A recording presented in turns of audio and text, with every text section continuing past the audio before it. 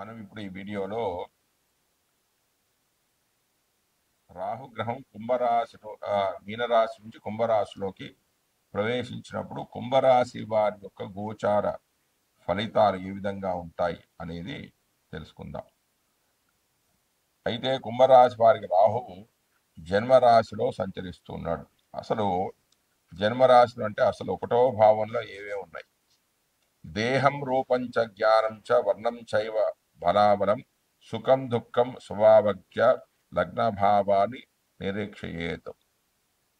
అంటే శరీరము రూపము జ్ఞానము, శరీరం యొక్క వర్ణాలు, బలాబలాలు, సుఖ దుఃఖాలు మరియు స్వభావాదులు, వాటి యొక్క నిర్ణయము అనేవి లగ్నంలో ఉంటాయి.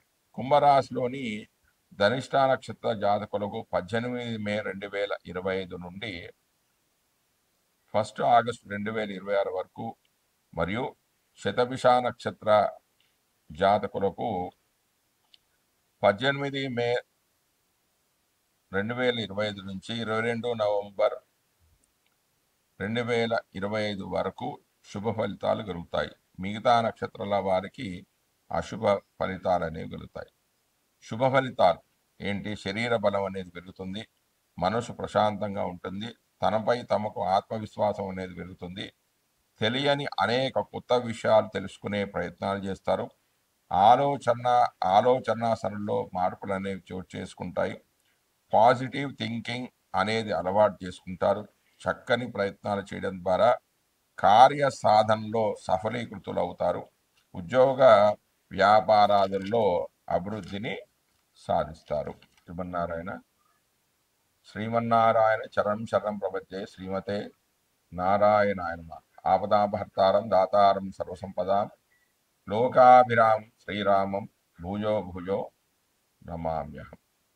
జ్ఞానానందమయం దేవం నిర్మలా స్ఫటికాకృతిం ఆధారం సర్వవిద్యానాం హయగ్రీవ ఉపాస్మహే. మనం ఇప్పుడు వీడియోలో రాహుగ్రహం 18 మే 2005 నుండి మీనం నుంచి కుంభరాశిలోకి మారుతున్నాడు. అంటే ఛాయాగ్రహాలైన రాహుకేతులు ఎప్పుడు కూడా వక్రగతిలోకి వెళ్తాయి, అంటే వెనక నుంచి ముందుకు వస్తాయి. అంటే మీనరాశి నుంచి కుంభరాశిలోకి ప్రవేశించడం అనేది జరుగుతుంది. అలా ప్రవేశించినప్పుడు వివిధ రాశుల వారికి కలిగే ఫలితాలు ఏ విధంగా ఉంటాయి? అయితే ఒక రాశి అంటే 3 నక్షత్రాలు. వారి జన్మ నక్షత్రం నుంచి ఆ నక్షత్రంలోకి ప్రవేశించినప్పుడు వారి ఫలితాలు ఏ విధంగా ఉంటాయి? ఇది మామూలుగా గోచార ఫలితాలు కాకుండా నేను చెప్పబోయే అన్నీ కూడా అంగ నక్షత్ర గోచారాలు. అంటే వారి జన్మ నక్షత్రం నుంచి రాహు స్థితి చెందిన నక్షత్రంలోకి ప్రవేశించినప్పుడు ఒక్కొక్క శరీర అంగం మీద ప్రభావం అనేది చూపిస్తుంది. అంటే కొన్ని సందర్భాల్లో శుభ ఫలితాలు ఉంటాయి, కొన్ని సందర్భాల్లో అశుభ ఫలితాలు అనేవి ఉంటాయి. ఆ రాశిలో ఉన్న 3 నక్షత్రాల వారికి ఒకే రకమైన ఫలితాలు ఉండవు. అంటే ఉదాహరణకి అశ్విని నక్షత్రం వారికి శుభ ఫలితాలు ఉండొచ్చు, భరణి నక్షత్రం వారికి అశుభ ఫలితాలు ఉండొచ్చు, మళ్ళా కృతికా నక్షత్రం వారికి శుభ ఫలితాలు కానీ అశుభ ఫలితాలు కానీ ఉండొచ్చు. వాటిని ఆధారంగా చేసుకొని నేను ఇప్పుడు మీకు ఫలితాలు అనేవి చెప్పబోతున్నాను. ముందుగా అసలు రాహుకేతుల గురించి కొంచెం తెలుసుకునే ప్రయత్నం చేద్దాం. రాహుకేతువులు ఫలితాలు. పరాశర మహాముని బృహత్ పరాశర హోరలో 12 గ్రహాలను గురించి చెప్పడం జరిగింది. అవి ఏంటి? రవి, చంద్ర, కుజ, బుధ, గురు, శనులు, శుక్రుడు. ఇవి దృశ్య రూపంగా చెప్పాడు, అంటే ఇవి కంటికి కనిపిస్తాయి.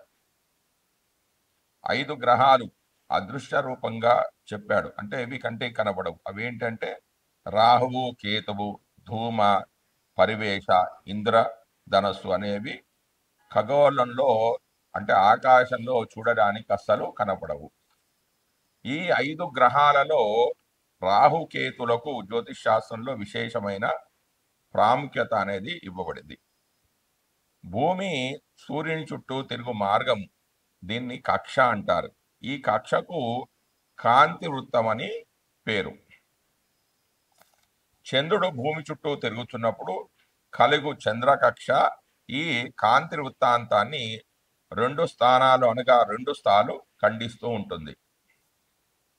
చంద్రుడు దక్షిణ నుండి ఉత్తరానికి పోవు మార్గాలలో ఖండించు బిందువుకు రాహు అని పేరు. ఉత్తరము నుండి దక్షిణానికి పోవు మార్గంలో ఖండించు బిందువునకు కేతువు అనే పేరు. కాంతి వృత్తానికి చంద్ర కక్షకు 5 భాగాల దూరంలో ఉంటుంది. ఇట్టి ఖండన బిందువులు సూర్యునికి తప్ప మిగిలిన 6 గ్రహాలకు కూడా ఉంటాయి. పురాణాల్లో ఈ రాహుకేతుల గురించి ఒక కథ కూడా ఉంది. అదేమిటంటే, అమృతం కొరకు రాక్షసులు దేవతలు పాల సముద్రాన్ని చిలుకుచూ ఉండగా అమృతము లభించింది. దాని కొరకు దేవతలు రాక్షసులు కలహించుకున్నారు. అప్పుడు విష్ణు మోహిని అవతారం ధరించి దేవతలను రాక్షసులను వేరువేరు వరుసలలో కూర్చుండబెట్టి అమృతాన్ని సమానంగా అందరికీ పంచి పెడతానని చెప్పాడు. కానీ ముందు దేవతలు కూర్చున్న వరుసలో అమృతం పంచిపెట్టడం మొదలుపెట్టాడు. అది స్వరాభాను అనే రాక్షసుడు చూచి దేవతల వరుసలోకి వచ్చి కూర్చుండి అమృతాన్ని సేవిస్తూ ఉన్నాడు. ఆ విషయాన్ని సూర్యచంద్రులు గుర్తించి విష్ణువుకు రహస్యంగా తెలియజెప్పారు. అప్పుడు శ్రీహరి తన సుదర్శన చక్రంతో రాక్షసుని యొక్క శిరస్సును ఖండించి వేశాడు. కానీ అప్పటికే ఆ రాక్షసుడు అమృతాన్ని సేవించాడు. ఆ రాక్షసుని తల సుదర్శన చక్రంచే ఖండించబడినను అమృతం వలన, అంటే అమృతాన్ని తాగడం వలన తల బొండము రెండూ కూడా చనిపోకుండా అమరులై రాహుకేతువుల పేర్లతో నిలిచిపోయారు. అది లగాయతు. అంటే అప్పటి నుంచి ఆ రాహుకేతువులు సూర్యచంద్రులపై పగబట్టి సూర్యచంద్రులను మింగడానికి ప్రయత్నిస్తూ ఉన్నారు. గ్రహణము రోజున ఈ రాహుకేతులు వేధిస్తూ ఉన్నారు. ఈ విషయాన్ని మన పూర్వులు చక్కగా ఒక కథ వలె అల్లారు. అదేంటంటే, సూర్యుడు మహావిష్ణువు అన్నమాట. క్రాంతి మండలము విష్ణు చక్రము. చంద్రకక్ష క్రాంతి మండలమును ఖండించు బిందువులే రాహుకేతువులు. జ్యోతిష్ శాస్త్రంలో ఈ రాహుకేతువులకు విశేషమైన ప్రాముఖ్యత అనేది కల్పించబడింది. క్రాంతి మండలము భూమి పరిభ్రమించు మార్గము, సూర్యుని స్థానమును సూచిస్తూ ఉంటుంది. రెండవది, మనము జన్మించే సమయంలో భూమి ఆకాశమున కలస్థానము, ఇది జన్మలగ్నంలో చెప్పబడుతూ ఉంటుంది. ఇవి నైసర్గిక పాపగ్రహాలుగా చెప్పబడ్డాయి. కానీ 3, 6, 11 స్థానాల్లో ఉన్నచో యోగిస్తూ ఉంటాయి. అయితే రాహుకేతువులు 10వ స్థానంలో కూడా యోగిస్తారు. వీరి నైసర్గిక శుభగ్రహాలతో కలిసి 3, 6, 11 స్థానాల్లో ఉన్నచో బాగా యోగిస్తూ ఉంటారు. ఇప్పుడు నేను చెప్పబోయే రెమెడీస్, అంటే ఈ శాంతి పరిహారాలు ప్రతి రాశి వారికి చివర వేసుకోండి. రాహు దుష్ట స్థానంలో ఉన్నప్పుడు శుభ ఫలితాలు కలగాలన్నా చేసుకోవాల్సిన శాంతి పరిహారాలు ఏమిటి అంటే, రాహుకు సంబంధించిన ఈ దిగువ తెలిపిన వస్తువులను దానం చేయాలి. ఏంటి? బంగారము, సప్తధాన్యాలు అంటే మినుములు, పెసలు, శనగలు, బార్లీ, బియ్యము, గోధుమలు, ఉలవలు, ఇవి దానం చేయాలి.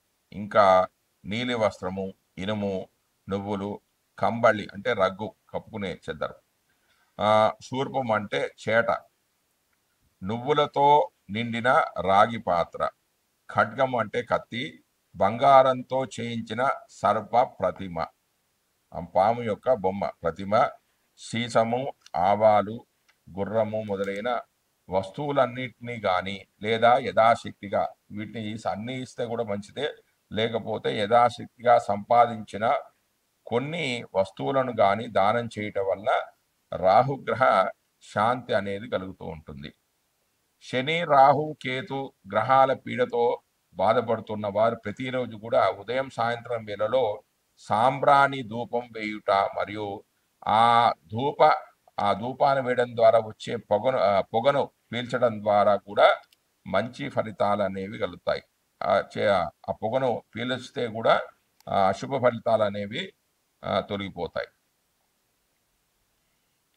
ఏనుగు దంతాలతో తయారు చేసిన వస్తువులను జలంతో ఉంచి స్నానం చేయుటను ఉత్తమ స్థానంగా చెప్పారు. మరియు ఆ జలంలో గోమూత్రము, నువ్వులాకులు వేసి బాగా కాచి ఆ నీటితో స్నానమాచరించడం వల్ల కూడా ఉత్తమమైన ఫలితాలు కలుగుతాయి. ముఖ్యమైన గమనిక ఏంటంటే జన్మకుండలి యందు, వర్షకుండలి యందు లేక గోచారిత్యా ఏదైనా గ్రహము దోషకారకమై ఉన్నచో ఆయా గ్రహశాంతి నిమిత్తము జపము, దానము, హోమము, స్థానము, శాంతి పఠనము, దేవతా పారాయణాది ఉపాయాలు నిర్వహించడం వల్ల శాంతి అనేది చేకూరగలదు. ఏ గ్రహం కొరకు ఏ వస్తువులు దానం చేయవలెనో, ఏ వస్తువులు జలంలో వేసి స్థానం చేయవలనో స్పష్టంగా అరిష్ట శాంతి అనే ఒక ఖండంలో అనే పుస్తకం